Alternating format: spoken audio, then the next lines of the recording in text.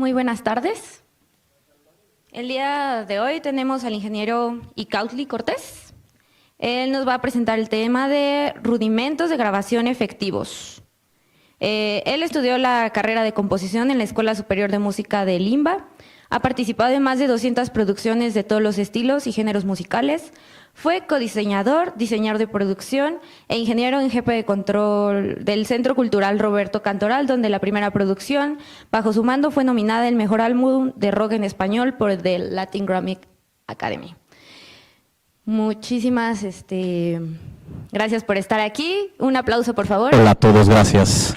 Por respeto a ustedes, quiero empezar a tiempo, gracias por estar. Bueno, quiero empezar esto con decir que no soy ingeniero, es un mote que me han dado en la vida porque me dedico a la grabación, y a todos aquellos que nos dedicamos a la grabación se nos pega en algún lado el que seamos ingenieros. Yo creo que más bien soy un Tonmeister, y eso fue lo que estudié, y les voy a explicar qué es un Tonmeister, a qué se refiere, cuál es el término y cómo es trabajar en un ámbito de la ingeniería de grabación, ¿ok? ¿Alguno de ustedes está inmiscuido en el mundo de la grabación? Uno. Ninguno. ¿Alguno graba? ¿Tiene equipo de grabación en su casa? ¿Alguno ha experimentado? Ninguno de los que están aquí. Perfecto. Por eso le puse rudimentos. Pensé que nadie iba a estarlo y entonces hablé de rudimentos. ¿Saben ustedes lo que son los rudimentos? ¿Qué significa rudimentos? Sí. Rudimentarios. ¿Qué más? ¿Alguien sabe? También significa los inicios de. El rudimento de una técnica es una técnica que se empieza a desarrollar y empieza a ampliarse a partir de los conocimientos básicos y del entendimiento básico de su técnica. Si no dominamos la técnica de algo, ¿nos podemos hacer maestros en algo?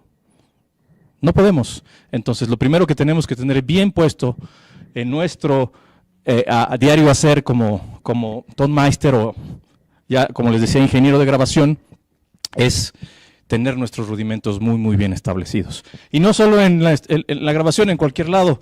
Ustedes no pudieron llegar aquí si no hubiesen tenido las tablas de multiplicar perfectamente bien puestas, ¿no? Hubiera sido imposible.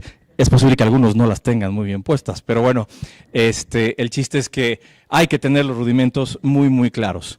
Bueno, entrando en cuestiones, sí, de ingeniería y de electrónica, hay ciertos pasos en una grabación que no nos podemos brincar y que son perfectamente conocidos a pesar de que no seamos ingenieros de audio. ¿Por qué? O de electrónica o en ninguna ingeniería. ¿Por qué? Porque las marcas hoy han hecho tan fácil y asequible que tengamos equipo de grabación en nuestra recámara o en la sala de nuestra casa, que ellos por nosotros ya liberaron de nuestro camino todos los problemas técnicos que nos podríamos llegar a encontrar para poder conectar el equipo y echarlo a andar. ¿Qué significa esto? No tenemos que saber nada de impedancias. ¿Alguien sabe algo de impedancias aquí? ¿Qué estudias? Electrónica. ¿Qué es impedancia? Acabas de entrar, ok. ¿Quién sabe qué es impedancia? Es una resistencia. ¿A qué?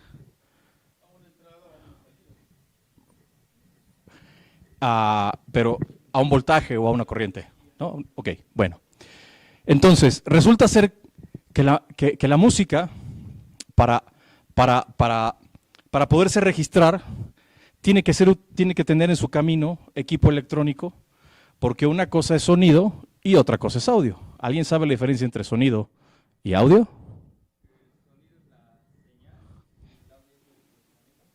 El sonido es lo que tú escuchas y el audio es lo que es reproducido por un medio electrónico, ¿ok? Así están escuchando mi voz, ¿cómo suena? Y así como se reproduce por un medio electrónico. ¿Suena igual mi voz ahora que ahora? Hay un cambio, ¿cierto? ¿Por qué es ese cambio? ¿Alguien tiene idea? Porque está interviniendo toda una fenomenología electrónica, la cual intenta ayudar al refuerzo sonoro. Pero eso no significa que ese refuerzo sonoro esté siendo leal y real con mi timbre de voz. ¿Okay? ¿Alguien sabe lo que es el timbre? Es una propiedad del sonido. Es una propiedad del sonido. ¿Y en qué radica la diferencia del timbre entre una y otra persona? O en un Y los armónicos. Exactamente. Los armónicos, todas las voces, todos los instrumentos tienen armónicos. Todos. Un trombón y un piano que tocan la 440 tienen la misma cantidad de armónicos, exactamente igual. La potencia con la que se distribuyen es diferente. Y lo segundo que hace la diferencia entre el piano y el trombón es su arquitectura. ¿Cómo están hechos? Uno es un instrumento de cuerdas percutido y el otro es un instrumento de aliento con varilla. Además tiene una campana al final, el trombón tiene una campana al final. El propósito de esa campana, ¿no?, es distribuir de mejor manera la energía de esos armónicos. La caja del piano, su principal trabajo, su principal tarea, es distribuir de manera muy bonita y muy armoniosa todo el largo de la cuerda para que pueda distribuir el audio de manera muy adecuada. ¿Ok? Entonces, resulta ser que del lado de la electrónica, todos los constructores de equipo de grabación ya nos solucionaron para qué es un preamplificador, un micrófono y toda la demás cadena de grabación. ¿Cuál es el motivo de tener un micrófono en un sistema de grabación? ¿Cuál es el único motivo que tenemos? Exacto, que reciba, que tome la señal. ¿Cuál es la única función de un amplificador, de un preamplificador en la cadena de grabación?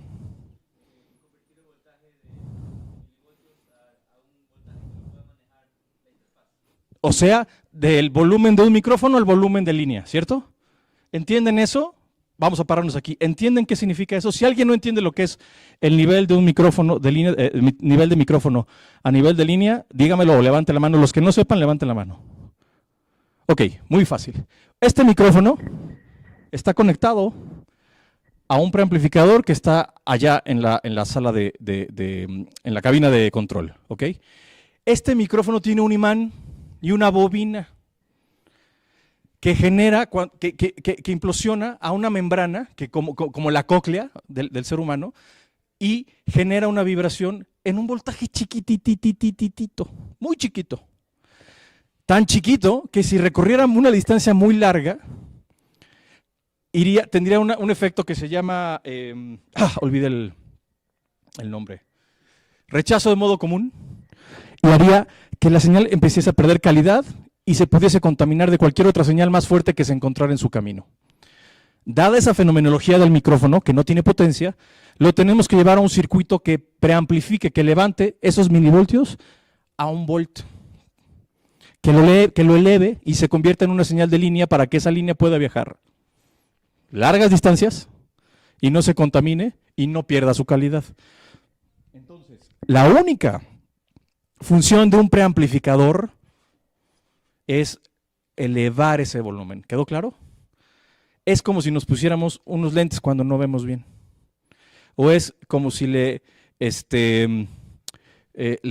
estamos inflando una llanta de una bicicleta y le apretáramos más fuerte para que subiera más rápido. Es una ayuda electrónica a la naturaleza intrínseca del micrófono, ¿ok?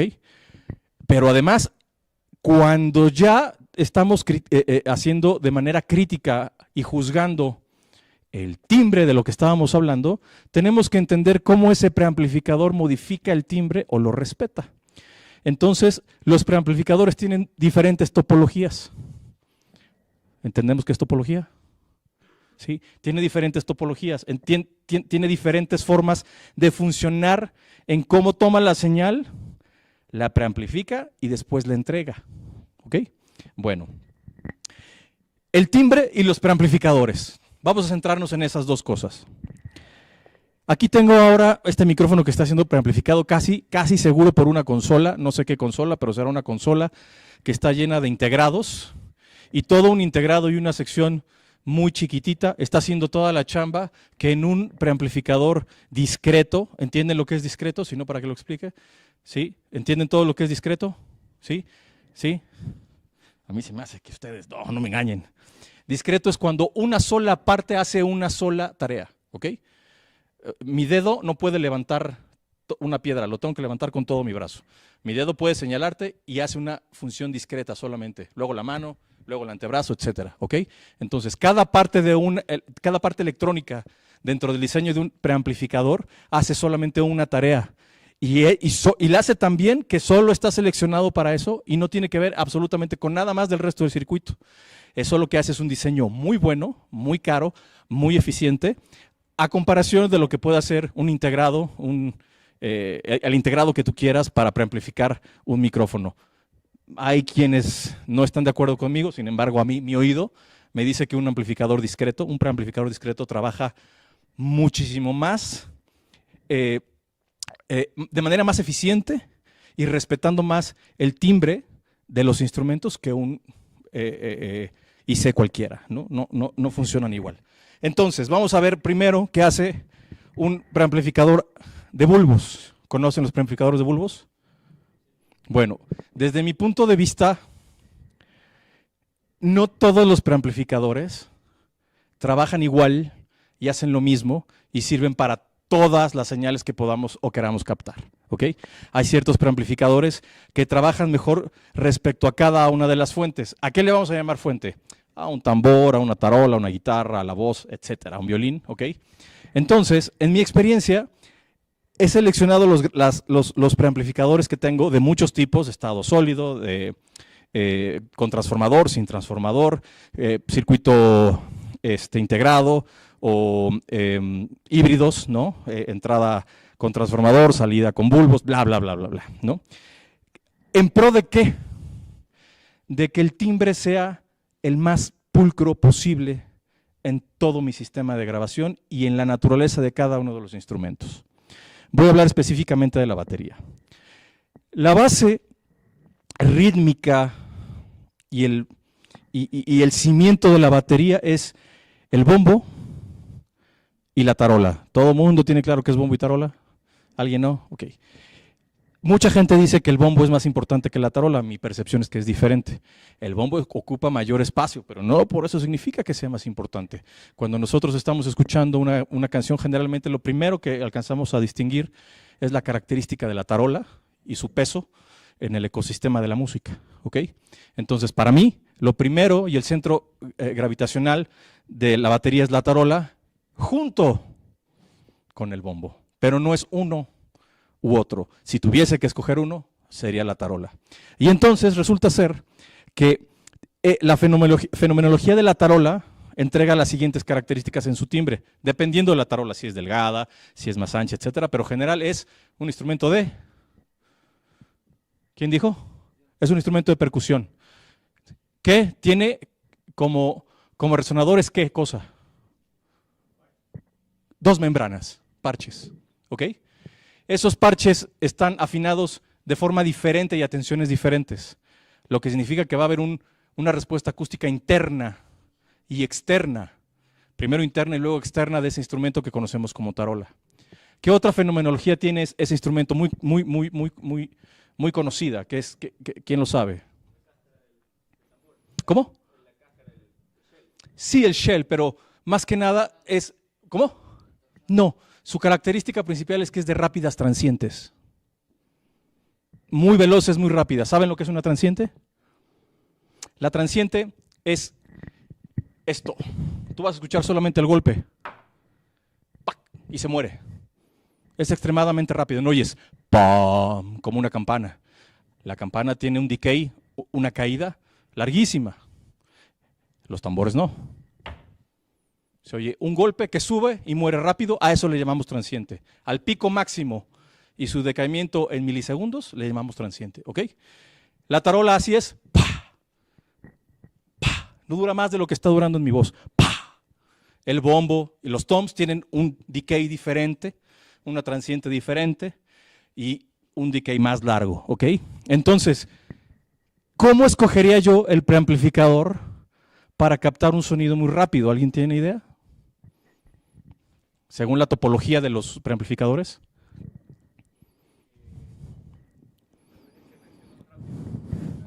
Exactamente. ¿Y cómo sé que reacciona rápido?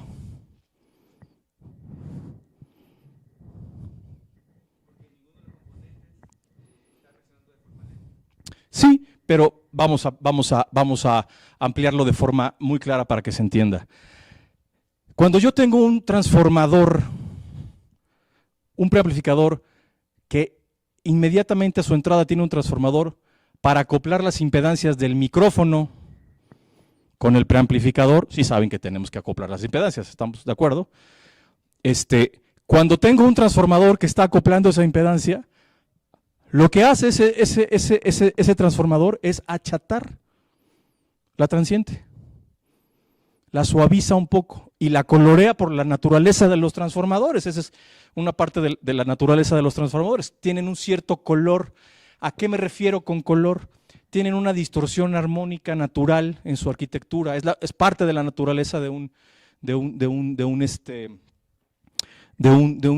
transformador. Es como una naranja que no sabe a naranja, pues no está dentro de su naturaleza. El transformador, Juan te llamas, y va a agregar distorsión armónica y va a hacer que la transiente se reduzca. ¿Ok? Entonces, no tendría ningún sentido para mí, si quiero acentuar la naturaleza del instrumento, en este caso la tarola, que yo utilizase un preamplificador que tiene un transformador de entrada, pero sí uno de salida. ¿Por qué? Porque el transformador de salida me está agregando la misma coloración, más si el circuito me ayuda a modificar el THD, los armónicos, la distorsión armónica, o si me va a agregar un poquito de ecualización, porque también esa es otra de las características de los transformadores. Pueden agregar ciertos brillos o ciertos sparkles en las frecuencias altas, generalmente, un buen transformador, que otro que no tiene entrada de transformador. Si yo quisiera obtener toda la riqueza del sonido de una tarola o de un tom, tengo que decidir cuál de los dos preamplificadores y de los estilos de preamplificadores va a funcionar mejor en mi toma, ¿ok? ¿Qué tipo? Hace ratito dije que los toms tienen un decay más alto, pero una transiente más alta, pero también un decay más largo.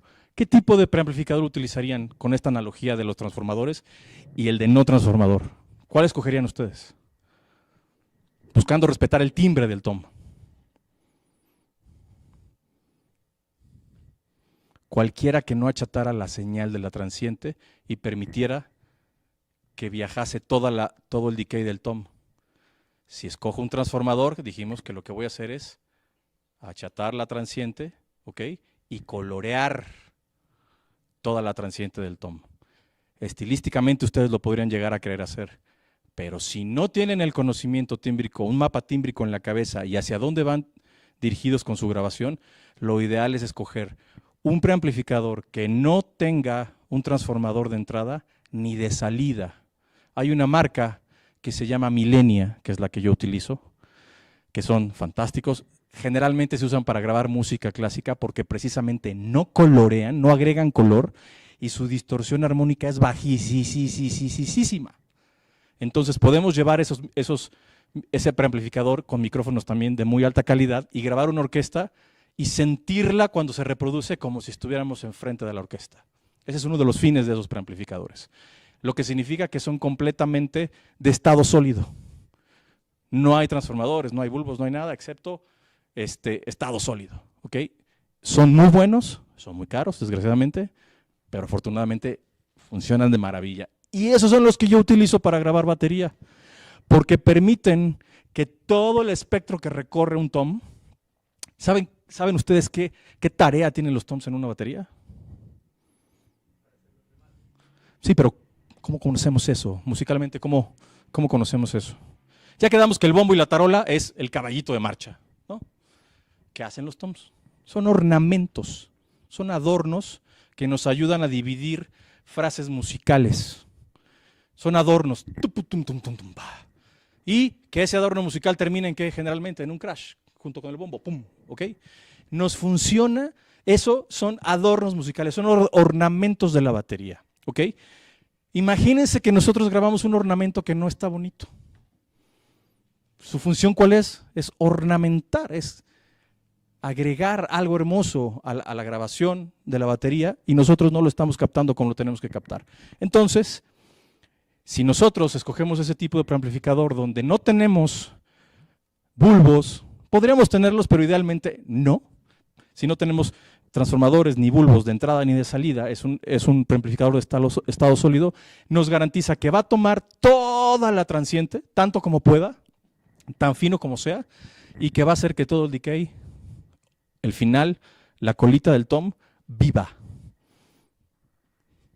¿Eso qué nos ayuda? Que cuando estemos haciendo la mezcla, no se enmascaren las frecuencias de toda la batería, que se traslapan unas entre otras, para que funcionen de mejor manera.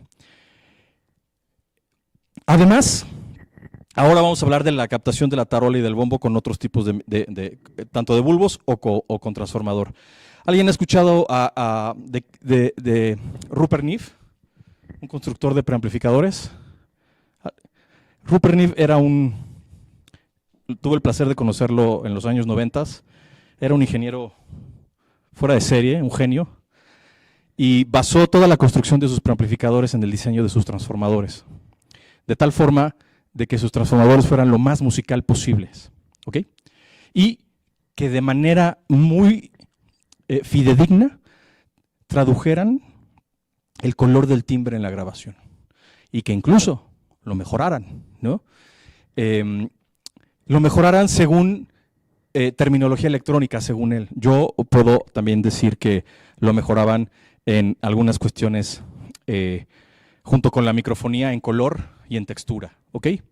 Entonces, resulta ser que hay un modelo que él desarrolló, que aunque es el más famoso, para mí no es el mejor, se llama 1073, es un Neve 1073, que lo que hace es excitar las segundas y las terceras armónicas de una señal. ¿Saben cuáles son las segundas y las terceras armónicas? Aquí tenemos idea.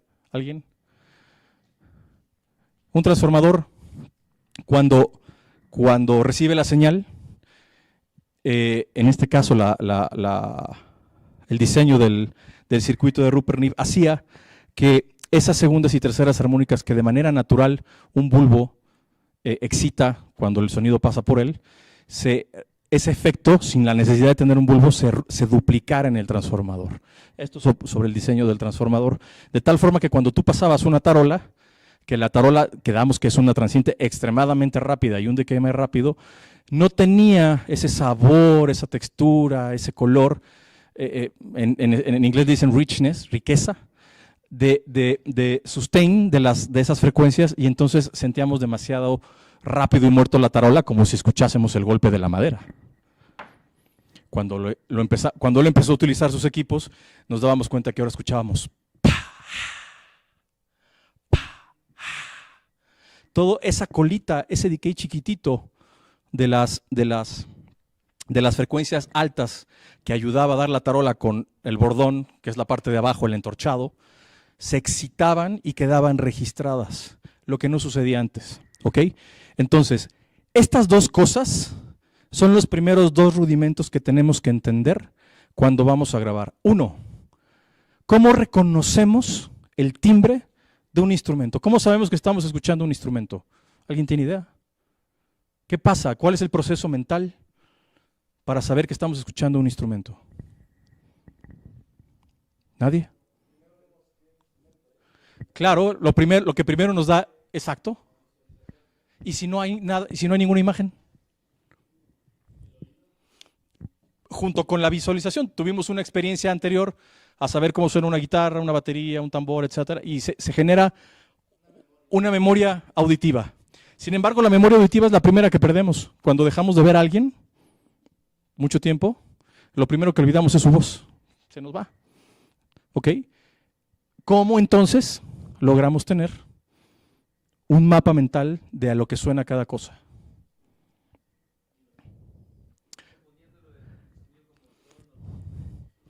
Exacto, el timbre. El timbre. La forma en la que tú reconoces la voz de tu papá, de tu mamá, es por el timbre. No importa que no hayas visto a tu papá en mucho tiempo. Hay una emoción ligada junto con el timbre. Cuando a mí mi mamá decía, Icautli Roberto Cortés Aguirre, yo ya sabía que eso no iba bien, ¿no? Hay una emoción ligada junto con la expresividad del tono y del timbre, ¿ok? Entonces, ustedes recordarán la música de Tiburón. ¿Se acuerdan de la música de Tiburón? Mi, fa, tum, tum, tum, tum, tum, tum, tum, tum. No me digan que eso dice feliz cumpleaños. ¿Verdad que no? Eso lo que nos está diciendo es que algo malo va a pasar, que voltees para todos lados porque te va a llegar el tiburón en cualquier momento, ¿ok? Bueno, así todos los instrumentos musicales generan una onda sónica, un timbre, pero también nos generan una sensación. Y tenemos que unir la sensación con el sonido para que esa imagen permanezca en nuestra mente de manera infinita. Si no hacemos ese ejercicio de generar un campo visual y sónico y sentimental del sonido, podríamos confundirlo 1000 veces. Me pasa con mis alumnos. Subo, ahora no lo pude hacer, pero generalmente subo a un violista. La viola es un instrumento un poquito más grande que el violín, son de la misma familia, son casi idénticos, solo es un poquito más grande y su registro es más grave. Y entonces subo al violista y le digo, toca algo, ¿no? Y el cuate toca y le pregunto a todo mi grupo, ¿qué están viendo? ¡Oh, violín! Porque no tienen registrado visualmente a qué suena un violín y cómo se ve, pero no tienen la idea de las familias de los instrumentos y cómo se comportan. Entonces, además de esa unión sentimental, sónica y visual de lo que es un instrumento, irremediablemente, el rudimento, tenemos que conocer las familias de los instrumentos. No la podemos brincar, ¿ok? Y las familias de los instrumentos, pues, hoy no vengo a dar clase de música, sino de rudimentos, entonces, estúdienlas, pero es de percusión, de cuerda, ¿ok? Hay unos que son de cuerda, pero también son de percusión indeterminada, de percusión determinada, por frotamiento o por percusión. Es mucho de las familias, o de aliento, o de metal, ¿no? O de maderas, ¿no? Teníamos que verlo de forma muy específica porque es muy grande. Pero entonces, tercer rudimento, conocer las familias de los instrumentos. El cuarto rudimento es de dónde a dónde actúan. No todos los instrumentos llegan desde 20 Hz hasta 20.000, no todos. Según su arquitectura, según su tamaño, llegan a notas más agudas o más graves. Una tuba, ¿qué espectro reproduce? Las frecuencias graves. Entonces, él sabe que es una tuba. Cuando yo dije una tuba, él vio una tuba. Él sabe del tamaño del que es una tuba. ¿Alguien sabe de qué tamaño es una tuba? Es gigante. ¿De qué tamaño es un flautín? Chiquitito, ¿ok? Entonces, es muy fácil. Si no sabemos mucho de las familias de los instrumentos, cuando veamos el instrumento y lo vemos grandote, va a reproducir frecuencias graves. Si lo vemos chiquito, va a reproducir frecuencias agudas. ¿Y qué pasa si lo vemos intermedio? Pues va para abajo, medias y medias agudas. ¿Ok? ¿Y qué pasa si lo vemos un poquito más, ni tan chiquito ni tan grandote? Significa que tiene más hacia la derecha y que tiene más hacia la izquierda. Entonces, si no sabemos mucho, podemos entender y dilucidar por el tamaño del instrumento cuál es el posible rango de frecuencias que va a reproducir. ¿Ok? Si nos vamos a meter a hacer un trabajo específico de grabación, es obligado que conozcamos qué rangos de reproducción tiene y a qué familia pertenece ese instrumento. Eso va a dar, uno, conciencia de a dónde se va a reproducir, y eso nos va a ayudar al quinto rudimento, que es saber qué tipo de micrófono vamos a utilizar para hacer la mejor captación de esa fuente. ¿Ok? Entonces, vamos a parafrasear del primer rudimento al cuarto rudimento. Primero dijimos, primer rudimento, timbre, entender lo que es el timbre. Segundo, preamplificación, impedancia, cadena de grabación. Saber que estamos haciendo una cadena de grabación correcta con el preamplificador correcto. Tercero, perdón, no te escuché. Cuarto, rango de frecuencia. Tenemos que saber el rango de frecuencia. Alguien que no sabe qué cantidad de ingredientes poner en una receta, lo más seguro es que eso no sepa bien. Le va a poner mucho ajo. ¿Ok? Si no sabe cuánto tiempo lo tiene que cocinar, pues también seguramente lo va a echar a perder. ¿Estamos de acuerdo? Ok. Bueno, entonces dijimos que por medios visuales, si no somos duchos y supermaestros en conocer un instrumento o la familia de instrumentos y estamos arrancando nuestra carrera, estamos en los pininos, el tamaño del instrumento nos acusa qué frecuencias va a poder abarcar, ¿no? Si es un flautín, pues muy chiquita; si es una flauta, un poquito más; si es un clarinete, un poquito más; si es un fagot, pues muchísimo más, ¿no? Y si es un contrafagot, bueno, esa cosa reproduce graves tremendamente, pero también agudos, ¿ok? El cello, en la familia de las cuerdas frotadas, para mí es el instrumento más hermoso de las cuerdas que hay en el universo. Es un instrumento que puede reproducir las frecuencias de un contrabajo, pero también las de un violín. Tiene el espectro completo. Es bellísimo el timbre de un cello. Pero los chelos tienen, no solo los chelos, todos los instrumentos tienen un fenómeno que se llama acentuación de frecuencia. En el cello se le conoce como lobo. ¿Ok? Por la arquitectura y la forma del cello, cuando estamos tocándolo, va a haber una frecuencia que se va a acentuar y va a generar que se exciten todos los modos del cello. A eso se le conoce como lobo. Generalmente eso es un si bemol, un si, y entonces eso es como un feedback cuando hay una retroalimentación con un micrófono a una bocina. Lo mismo pasa, ¿ok?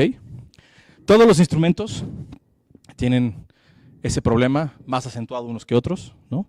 Hay algunos que ya hay métodos modernos para evitar ese tipo de fenomenología, pero sucede. Eso lo vamos a saber y lo vamos a conocer entendiendo de dónde a dónde se reproduce un instrumento y cuál es su punto flaco. Y eso nos va a hacer saber cómo debemos o no debemos microfonear un instrumento. Si yo quiero grabar una trompeta, ¿ustedes creen que debería poner aquí en los émbolos el micrófono? ¿Por qué no?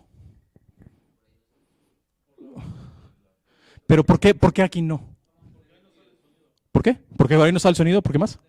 Exacto. Pero ¿saben qué es donde más bonito suena la trompeta? Aquí es donde más bonito suena la trompeta. Aquí está vibrando la trompeta todo el tiempo, está trabajando con todo, con toda su fuerza está trabajando aquí. Pero hay una cantidad de ruido mecánico que no quiero grabar ese ruido mecánico. Voy a tener todas las articulaciones vocales del trompetista que está así, porque prácticamente el trompetista no saben lo que es tocar trompeta. Con la boca y con los pulmones él da la nota. Eso es como chiflar 3 horas en un concierto, está cañón, ¿ok? Aquí suena precioso, precioso. Es dulce, es suave, es esponjadito. Y por acá es fuerte, definido, con peso. Pero no puedo microfonear aquí. Si microfoneo aquí, me voy a tragar todo el sonido de los émbolos. Y si es una trompeta que está mal ajustada, ya ni les cuento, eso va a sonar horrible, ¿ok? Pero no es porque suene mal ahí es donde más bonito suena. Estamos acostumbrados a hacerlo del otro lado porque históricamente, cuando no había un refuerzo sonoro, los luthiers que armaban las trompetas, además de que tiene un efecto, hay una teoría de tubos abiertos y tubos cerrados. ¿Alguno la ha estudiado? ¿Alguno se sabe esa teoría? Tarea, investiguen la teoría de tubos abiertos y tubos cerrados, que tiene que ver con cómo un tubo, como una flauta, cuando está abierto y cómo está cerrado, cómo sus modos se excitan, cómo trabaja, y eso les explica cómo funcionan los metales, trombones, trompetas, saxofones, etc. Es una teoría muy bonita y además nos ayuda a entender muy bien esos instrumentos de aliento. Entonces, la trompeta al final tiene su campana y la función de esa campana es equilibrar los armónicos y hacerla más dulce audiblemente y hacer que el sonido se proyecte. Es como una trompeta de un tweeter, ¿ok? Que ese sonido viaje, que ese sonido vaya más allá y que lo endulce, ¿ok? Y estamos acostumbrados a microfonear aquí. Pero ahí es donde mejor suena. ¿Han visto cómo se microfonean los grupos de banda hoy? está la boca de la trompeta y adentro está casi el micrófono. Por Dios, perdón que lo diga, pero es como traer el micrófono en... Eso no es el mejor punto. ¿Por qué? ¿Por qué ellos microfonean ahí? ¿Por qué lo hacen ahí?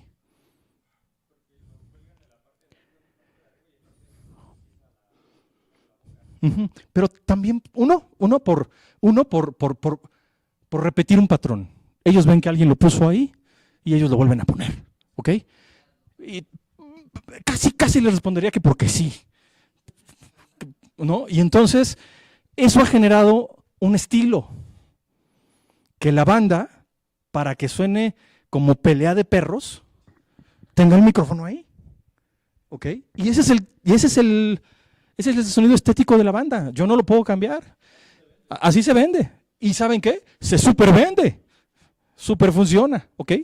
Y así es como microfonean. Pero ese es el sonido más esa manera de microfonear, esa manera de poner el micrófono, ¿representa el timbre de la trompeta real?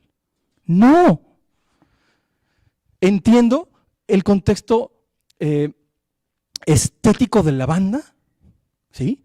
De que lo pongan ahí, y aparte, últimamente, porque no siempre fue así, que lo pongan ahí, pues porque dicen, suena más recio, compadre. Y yo, pues sí, es cierto, pues suena más recio, ¿no? Es una cuestión estética, ¿ok? Y entonces entramos en el extraño mundo de la subjetividad, en donde te gusta o no te gusta, bonito o feo, bueno o malo. ¿Cómo entonces cualquier ser humano puede juzgar, decidir, opinar, calificar que un instrumento está sonando bonito o está sonando feo en una grabación? ¿Alguien? No. Eso es un fenómeno físico. Eso es objetivísimo. Eso es muy objetivo. Eso es. ¿Las tiene o no las tiene? Sí, las tiene. Ya. ¿Son medibles o no son medibles? Son medibles. ¿Qué parámetros subjetivos utilizamos para expresar que algo nos gusta o no nos gusta? Dicen que la belleza está en los ojos de quien la mira, y eso expresa estéticamente la subjetividad a través de lo que nos gusta visualmente, ¿ok? Y lo mismo sucede a partir de lo que escuchamos. ¿Qué pasa? ¿Qué sucede en nuestro ser cuando nos subimos a un avión y empieza a llorar un niño? ¿Lo quieres bajar del avión? No sabes si estás... o sea, ¿qué significa el llanto de un niño? ¿Qué significa para el ser humano el llanto de un niño? ¿Qué más? Una alerta. Una alerta. ¿Quién quiere viajar de aquí a Madrid con una alerta sonando 12 horas? ¿Cómo decimos que ese niño está llorando? Feo, de la chingada. Perdón por el francés, pero es así. Puta, ya empezó a llorar ese niño. Y en automático nuestro cerebro lo califica como negativo. Entonces tenemos ciertos, le voy a llamar prejuicios o juicios, que nos ayudan a calificar estéticamente lo que nos gusta y lo que no nos gusta. ¿Cuál es tu cantante favorito o para ti? Ok. Y Laura, cuando la escuchas, ¿es una señal de alarma o es una señal de disfrute? Ok. Para todos los que están aquí, cuando escuchan que arranca una canción de banda, ¿es una señal de alarma o es una señal de disfrute? Para mí es una señal de alarma. Para mí es una señal de alarma. Es por Dios, corran, ¿no? Trabajé 12 años con Armando Manzanero. Me tocó trabajar con Luis Miguel, me tocó trabajar con quien quieran, con quien haya trabajado Armando Manzanero. ¿Qué opinan ustedes de que yo me sentara a trabajar con Luis Miguel? ¿Era una señal de alarma? ¿O era una señal, era un disfrute total, ¿no? Entonces, la estética sónica, la estética sónica tiene la señal, tiene dos vertientes. La de hacernos sentir a gusto o a disgusto. No tiene más. Cualquiera que te diga otro choro, es choro. O está bien, o nos hace sentir bien, o nos hace sentir mal. Yo tengo, para la edad que tengo, estoy cercano a los 50 años, sigo escuchando hasta 18,000 Hz, lo cual es una bendición. ¿Ok? Hay gente que tiene 15, 16 años y que usan audífonos y que ya perdieron esa cantidad de escucha. Para mi edad, es una bendición que yo siga mi oído trabajando a ese rango. A mí cuando me acercan a una música que es estridente, a un sonido que es estridente, lo reconozco inmediatamente. Las frecuencias que generan un pico, un Q elevado dentro de una mezcla, dentro de un ecosistema, dentro de un sistema de grabación o de reproducción, lo escucho inmediatamente, casi como si estuviera viendo yo un RTA. Pero aprendí a reconocerlo porque yo no sabía qué frecuencia era. Y entonces tuve que aprender el rango de las frecuencias, así como lo reproducen los instrumentos,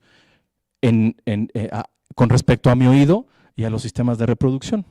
Eso exactamente fue lo que me hizo entender cómo tenía yo que romper la cadena de grabación para generar los rudimentos de la cadena. Y aquí entonces entra el último. ¿Cuáles son los dos principios, según lo que acabamos de platicar? El principio y el final, perdón, el principio y el final de la cadena de grabación. ¿Dónde termina? No, empieza en la fuente. Entonces, si acabo de decir que a partir de reconocer la fuente, sé si es agradable o desagradable, lo dijimos con el niño cuando empezó a llorar, ¿no? Empieza a llorar el niño y ¿qué pasó? ¡Ah! Dios mío, 12 horas de llanto. ¿Qué reconocí? Reconocí que la fuente me está entregando sufrimiento. No quiero sufrir. Entonces tenemos que reconocer la fuente, la calidad tímbrica y sónica de la fuente. El sonido no viene del micrófono, viene de la fuente. Si en la fuente la guitarra, el violín es un buen instrumento, está bien construido, no tiene los problemas que les mencionaba, que hacía sumas de frecuencias y de modos que hacen que todo se sume y genere lobos en su arquitectura. Si el instrumento es bueno, si el intérprete es bueno, sabemos que si ponemos un micrófono de calidad, aunque no tengamos la menor idea todavía de toda la gama de micrófonos, si ponemos un buen micrófono en esa fuente, estamos llegando de manera asertiva a tener una buena captura. ¿Cierto o no es cierto? Si tenemos conciencia de que estamos grabando una tarola y no un violín, vamos a saber que vamos a escoger un preamplificador u otro para hacer que ese instrumento, el timbre, se respete de forma más real, en contra o a favor, ¿no?, de su naturaleza. No podemos ir del otro lado porque entonces pues, estamos grabando a ciegas o a sordas. ¿Ok? ¿Cuál es el otro? Que sepamos cuál es su rango, de dónde a dónde funciona. Si no sabemos de dónde funciona, posiblemente estamos escogiendo el micrófono inadecuado. ¿Ok? Y ahí es donde entra el quinto rudimento. Si sabemos que el instrumento que estamos manejando genera solamente bajas frecuencias, tenemos que asegurarnos que el micrófono que vamos a utilizar sea capaz de recibirlas y de reproducirlas lo más fielmente a la hora del que lo estamos escuchando en nuestros monitores. Entonces, resulta ser que el último paso y el más importante es el equilibrio entre el micrófono, el preamplificador y lo bien que nuestros monitores estén reproduciendo esa señal. Si tengo un buen micrófono, si tengo un buen preamplificador, pero tengo un mal sistema de monitoreo, toda la cadena y todos los rudimentos y todas las frecuencias que te aprendiste y todo el banco mental que hiciste para tener todo perfectamente dispuesto, se acaba de ir a la basura. ¿Ok? Entonces, otra vez vamos a parafrasear. ¿Cuál fue el primero? La fuente, segundo. Fuente con timbre, tenemos que reconocer la fuente con el timbre. Tercero.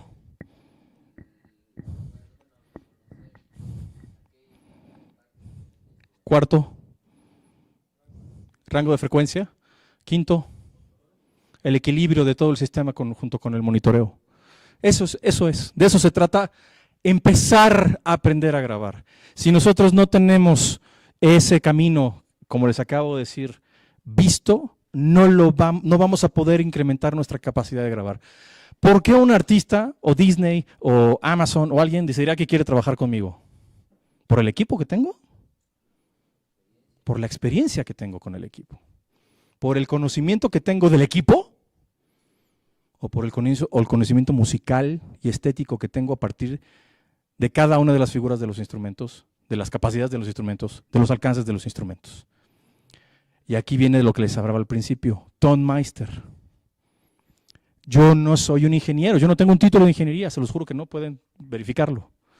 Me llaman ingeniero porque así se le llama al tipo que está atrás de los fierros, le está moviendo, conecta, corre, hace, ¿no? Nos llaman ingenieros, pero no. O sea, si me dicen que haga una ecuación en este instante,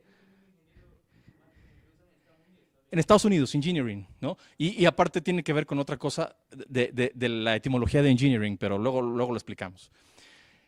En Alemania hay una carrera que se llama Tonmeister, que lo que hace es que una persona que va a registrar sonido, primero se tiene que hacer ducho, experimentado en el sonido. Ton en alemán es sonido, Meister es maestro del sonido.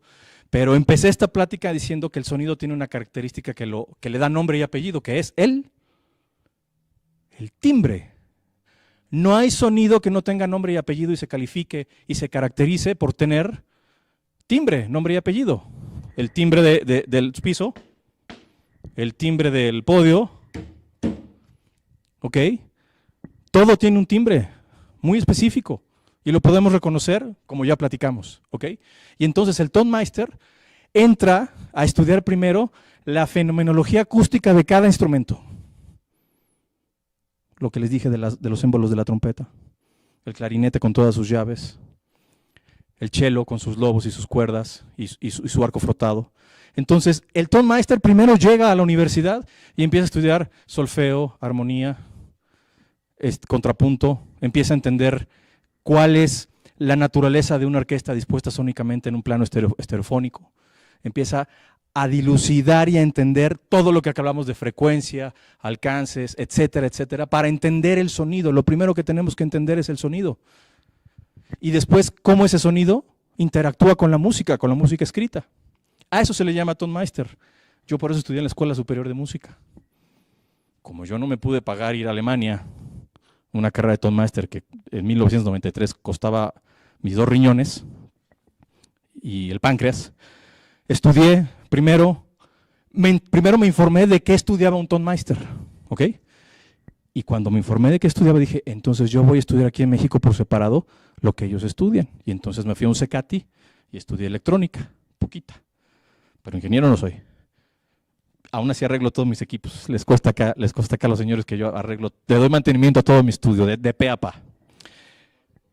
Entonces, estudié electrónica. Estudié música, estudié composición y después me fui a Estados Unidos a estudiar producción. Entonces, mi carrera la empecé a los 17 años, por eso llevo 30 años trabajando en la industria de la producción y haciendo discos. Como no pude pagarme una carrera en Europa, pues me la hice acá. Y si yo tuviera que clasificarme dentro de una idea en el music business, es ese, yo soy un Tonmeister. Yo sé perfectamente cuál es la fenomenología de un fagot, de un oboe de amor, de una viola da gamba, de una viola, de los instrumentos antiguos, de los instrumentos clásicos, de los instrumentos modernos, de los electrófonos, etcétera, etcétera, etcétera, porque el material del cual está hecho la música es ese. También sé que me sé la ley de Ohm y también sé que un preamplificador tiene que tener ciertas impedancias y el micrófono otra, ¿no? Pero eso la verdad es que ya no lo resolvieron los productores de equipos. Ya no nos tendríamos que clavar tanto a menos de que seas muy ñoño como yo. Pero entonces, cuando yo empecé a ir en esa dirección, solito, le estoy hablando de 1993, no había internet, no había nada, absolutamente nada que me guiara y que me llevara a esa dirección. No había nada, excepto el poder conocer la currícula de una carrera que se llamaba Tonmeister. Y de entender, a partir de leer, me obligué a estudiar alemán, porque tampoco muchas cosas estaban en inglés, para poder ir entendiendo qué sucedía con esa información, ¿ok? Con esa fenomenología de una orquesta sinfónica, de un octeto, de un septeto, de un cuarteto, de una banda con instrumentos eléctricos, etcétera, etcétera, etcétera, etcétera. ¿A qué me llevó eso? Bendito Dios, le atiné. 2, otra cosa que me pasó es que yo fui de los primeros que apostó por irse al mundo digital. En México era caro, yo tenía un coche, lo vendí. Me compré mi primer Pro Tools, de los primeros Pro Tools grandes que hubo en México en 1997, y pude tener el primer estudio rodante en México para ir a grabar aquí, allá y allá y allá. Los que no conozcan mi carrera, me dedico a hacer mucha música en vivo grabada en directo. Hice Ángeles Azules, la cumbia sinfónica, Belanova, Trisinfónico, muchos sinfónicos que han sucedido en el país los he grabado yo precisamente por el contexto de entender la fenomenología de una orquesta con una banda de rock o con una banda de pop, etcétera, etcétera, etcétera. Entonces, ¿de qué materia estamos hablando en el music business de la grabación? De timbre, de sonido. Cuando me dicen mis amigos que el music business, digo, la industria de la música vende guitarras, cuadernos pautados, plumillas. Esta es otra cosa, este es el mundo del sonido. Este es el mundo de la grabación. Entonces, para todos los que tengan las ganas de meterse a grabar o de experimentar con la grabación, los invito a lo siguiente. Abran un blog, abran un libro que tenga como tratado el timbre y la familia de los instrumentos. Cuando ustedes comprendan el timbre y la familia de los instrumentos, ya conectan el Pro Tools. Porque ahora lo que pasa es que lo compran y parece que ahí viene el título de ingeniería. Y pues no viene ahí, ¿no? Tienen que entender la fenomenología del sonido, del timbre. Les dije hace un ratito que el A440 de un trombón, el A440 de voy a poner de ejemplo el oboe. ¿Saben cuál es el oboe? ¿Alguien identifica cuál es el oboe en una orquesta? Ok, ¿han ido a un concierto de orquesta? ¿Alguna vez han estado en una orquesta sinfónica? Levante el que nunca ha ido a un concierto de orquesta sinfónica, levante la mano. Chin chin, si el próximo domingo a las 12 no vas a la UNAM, cuesta 60 pesos el boleto y ves una orquesta. Es muy bonito, es una gran experiencia. Pero cuando la orquesta va a afinar, cuando salen todos los músicos y llega el primer violín, el concertino, el que está de este lado, aquí, ahí está el director, se para y con el arco del violín le da una indicación a un músico que está en el centro que se llama oboísta, le hace esta seña, bate el micrófono, hace un batimento, el arco hace un batimento, se para el oboísta y toca un la 440, pa. Todo el mundo lo escucha. ¿Pero por qué el oboe? ¿Alguien sabe? Es el instrumento con los armónicos más parejitos y penetrantes de toda la orquesta sinfónica. No tiene variaciones, no tiene batimientos exagerados, es muy estable. Es casi como un oscilador generando 440. Y entonces todos se afinan junto con él y todos toman como referencia ese tono. Y cada vez que la orquesta va a afinar, el oboísta le hacen, órale, tu chamba, y vuelve a afinar la orquesta.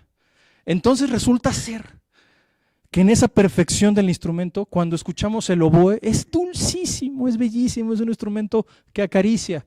¿Alguien ha escuchado el concierto de Aranjuez de Joaquín Rodrigo? ¿Un concierto para guitarra? Nadie. Escúchelo. Y empieza exactamente con un solo de oboe. Y es súper romántico, te deshaces, si estás con tu novia, le pides matrimonio. Es bellísimo, ¿ok? Entonces, el conocer absolutamente todas esas cosas que pasan en la fenomenología de la orquesta fueron las que me llevaron a trabajar con todos esos monstruos de la música y no manejar el Pro Tools de forma rápida. De hecho, les podría decir que hasta soy malo en Pro Tools. Tengo mis maneras muy hechas para trabajar y si tengo alguien que me está dando órdenes para hacer ciertas cosas, ni las hago, porque yo ya estoy acostumbrado a trabajar a mi forma, ¿ok?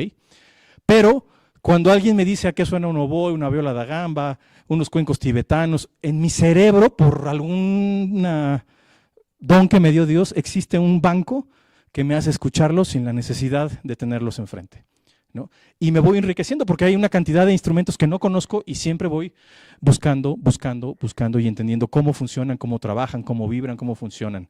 Tengo una socia que se llama Josefa de Velasco, en el estudio que se llama Fonovox, y un día acababa yo de comprar una batería nueva y la estaba conociendo, la estaba afinando, y yo creo que estuve más o menos unas 4 horas solamente con un tom de piso. Y ella decía, cuando me dijo, oye, ¿estás loco? ¿Qué clavado? Y le digo, pues sí, pero estoy conociendo el instrumento. no puedo pretender que mi talento sea todo. No puedo pretender que ese banco mental sea más grande que mis ganas de aprender. Eso se llama ego. Y entonces le di el tiempo que él necesitaba para que él me dijera quién es, qué hace, cómo funciona, qué pasa si lo aprieto más, si lo aflojo, cómo vibra. Tengo que conocerlo, era un instrumento nuevo. A pesar de que he afinado en el número de baterías, tuve que entender cómo funcionaba. Y ya que entendí cómo funcionaba, todo se aclaró en mi cabeza y supe qué preamplificador, qué micrófono, cuánta preamplificación, que eso ya lo veremos después en alguna otra plática el próximo año si quieren, pero ya entendí cómo tenía que trabajar ese instrumento. Bueno, ¿cuántos instrumentos creen que hay en una familia de una orquesta? De orquesta sinfónica. Nada más de percusiones hay como 50.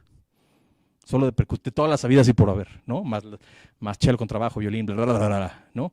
Entonces, el trabajo que tienen que hacer en específico cuando van a empezar a hacer sus primeras chambitas de grabación y van a internarse en este mundo es conocer el instrumento, generar el banco de timbres en su mente que asegura que ustedes tienen perfectamente el timbre registrado y que cuando se vayan a parar enfrente de unos monitores que no están bien seteados, ustedes sepan que hay algo raro en la cadena desde el micrófono hasta los monitores, con la certeza que le digan al staff del estudio, aquí está algo mal, algo no está bien. Yo me paro enfrente del estudio, en el recording room, me paro a escuchar el instrumento, registro su timbre, se llena mi cabeza de ese timbre, me voy al cuarto de control, lo escucho por los monitores y no se está reproduciendo el instrumento de manera fiel. Además de que tú ya tienes un banco y tienes la certeza de que lo que estás escuchando, ¿ok? Entonces, ¿qué vas a hacer? Pues vas a empezar a eliminar eslabones de la cadena hasta que llegues al punto donde está fallando algo, ¿ok? Generalmente en todos los estudios la calibración de los monitores está hecha con las patas, ¿ok? Entonces tienen que entrar de manera muy rápida a verificar que todo está funcionando. En el mundo de ahora todo está en menos 18, menos 20 decibeles. Con un oscilador podemos probar que todo el ecosistema está trabajando ahí. Si no está trabajando ahí, ya sabemos que vamos mal, ¿ok? Entonces, ¿alguien que se anime a parafrasearme los 5 puntos de los rudimentos? ¿Quién? ¿Timbre? Sí. ¿Sí? Así es.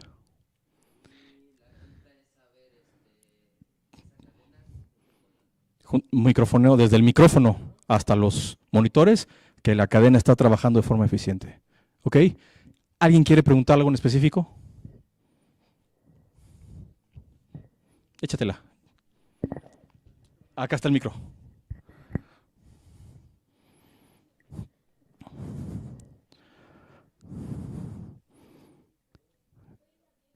Abres el micro por fin. El 2. Creo que era el canal 6. Ya está.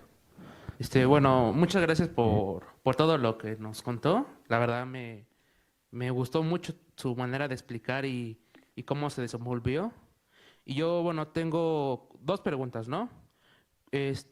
¿Cuál es la diferencia entre la música MP3 y la música FLAC? ¿Y cuál sería la peor experiencia que uno podría tener dentro de un estudio de grabación? Dentro de un estudio de grabación que no te paguen. Y no, ahorita vamos a esa. Mira, el MP3 es la compresión. Entendemos mal las cosas por compresión, las voy a intentar explicar. El MP3 es un formato que quita información de audio, o sea, unos y ceros, la va quitando, y la va quitando de tal forma que no se haga tan feo. Y reduce el peso del file para que pese menos y pueda ser transmitido por un streaming. La calidad, ¿qué tanto sufre? Muchísimo. Yo puedo identificar en el estudio, en unos monitores bien calibrados, puedo identificar si mi mezcla, obviamente, fíjate lo que estoy diciendo, mi mezcla, mi trabajo, lo hicieron a MP3 o está en WAV, o en FLAC, o en cualquier otro material de alta resolución, ¿ok?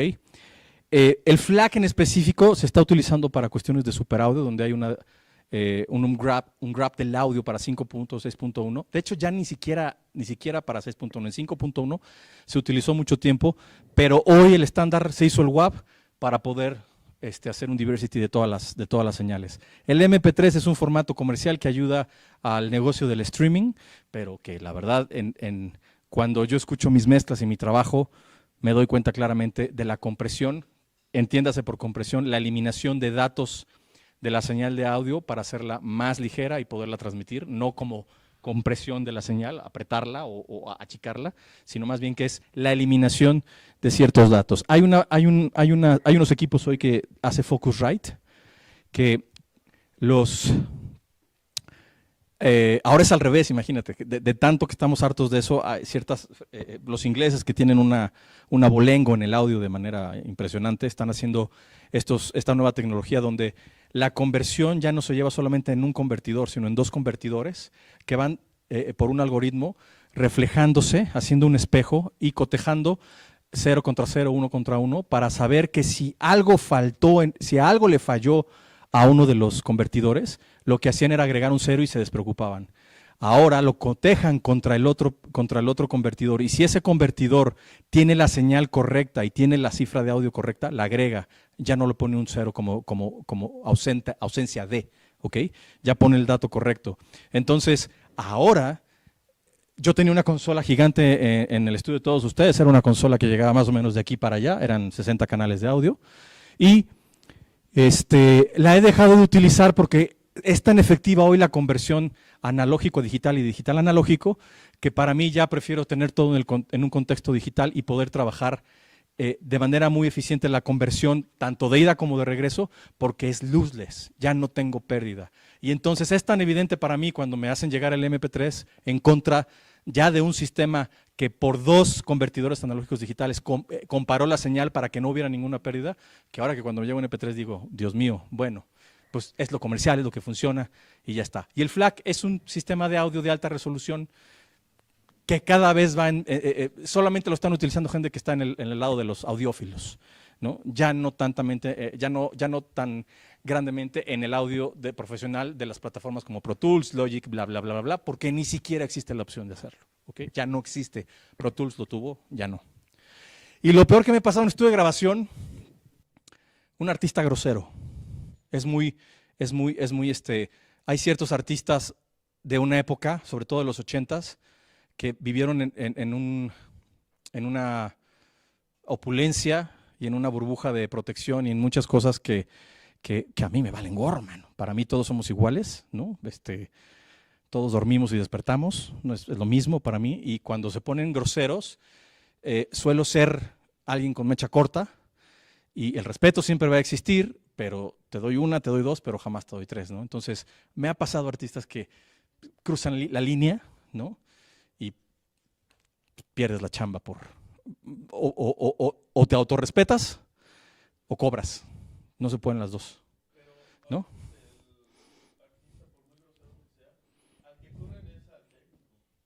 Sí,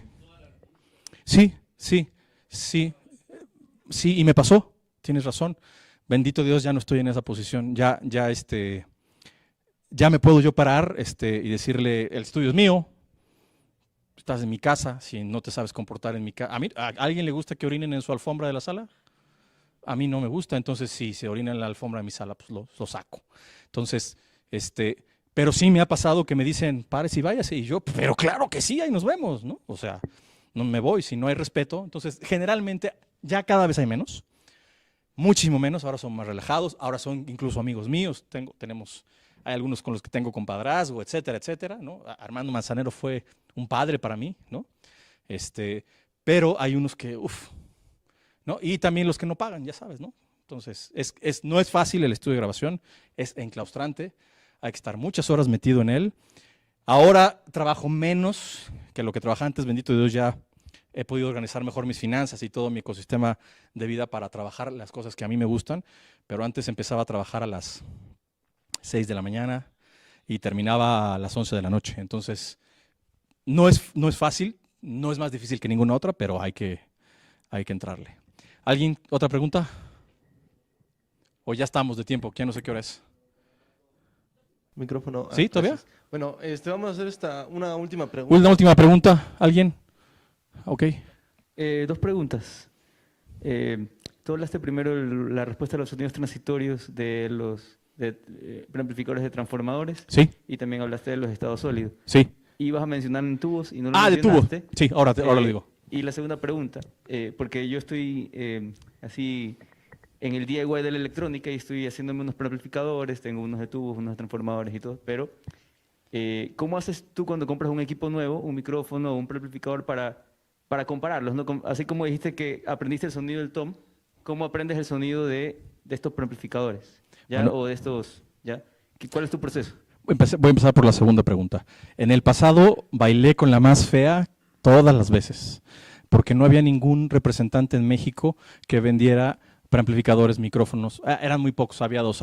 Estaba Bari y otra empresa que se llamaba Frave Audio y Video. Y nadie más vendía ningún equipo de Pro Audio. Todo lo tenía que, generalmente volaba a Los Ángeles, lo traía, acá lo probaba, y si no me gustaba, lo que tenía que pasar es que lo acababa vendiendo, ¿no? Entonces, fui aprendiendo a la mala porque no había ninguna otra opción. Tuve que probar los equipos. La ventaja de ahora en México, desde hace unos 15 años más o menos, es que ya hay distribuidores y que ya tienen demos. Entonces, si ustedes van a comprar algo, vayan, pidan el demo, pruébenlo ahí o pruébenlo en su casa y se van a dar cuenta que si está funcionando o no está funcionando. ¿Cuáles parámetros eran los que tomaba en cuenta para saber? El timbre, todo lo que acabamos exactamente de platicar ahorita, ¿no? Todo el proceso del que acabamos de platicar era ese, no había otro, y no ha habido otro y no va a haber otro. Sigo esas reglas. Si no sigo mis reglas, Dios mío, ¿qué hago aquí parado, no? Entonces, esa era una de ellas. Y con respecto a los bulbos, el bulbo es precioso para grabar ciertas cosas como las voces, los bajos, acordeones, ¿no? Bandoneones, porque, por ejemplo, el bandoneón, ¿alguien conoce el bandoneón? ¿Saben cuál es el bandoneón? Con el que se toca el tango argentino. Bueno, es un instrumento que a pesar de ser chiquito es muy sonoro, es súper sonoro, ¿ok? Y entonces cuando tú pones un preamplificador de estado sólido, las transientes entran con todo se magnifica. Acuérdense que el estudio de grabación es una lupa, que si entra una, pero que si entra una mierdita, sale una cacota, ¿no? Y si entra algo muy bonito, sale algo precioso, ¿ok? Y entonces los bulbos son muy amables con ese tipo de instrumentos, con la voz, con los bandoneones, con todos los instrumentos de fuelle, las gaitas, son muy bonitos, por lo que hacen es como que redondearlos, como que ponerles chapitas y pestañitas y ya salen súper bien vestidos al show. Esa es la naturaleza del bulbo. Por eso nos gusta tanto el bulbo. Por eso los amplificadores Macintosh y todos los de Hi-Fi seguimos usando bulbos porque hacen maravillas, suena precioso el bulbo, es una... El distorsión armónica con las segundas y las terceras armónicas, exactamente. Es dura. Y los bulbos excitan las segundas y las terceras armónicas, que son los armónicos pares, y los de estado sólido, los impares, y entonces eso es lo que no nos cuadra en las orejas. Señores, hasta aquí, porque si no el que sigue me va a matar. Les agradezco a la invitación. Le dedico a mi padre, que está malito, esta plática. Él es del Poli, estudió en la ESIA, y así que a mi papi que está malito en su casa. Les agradezco a todos.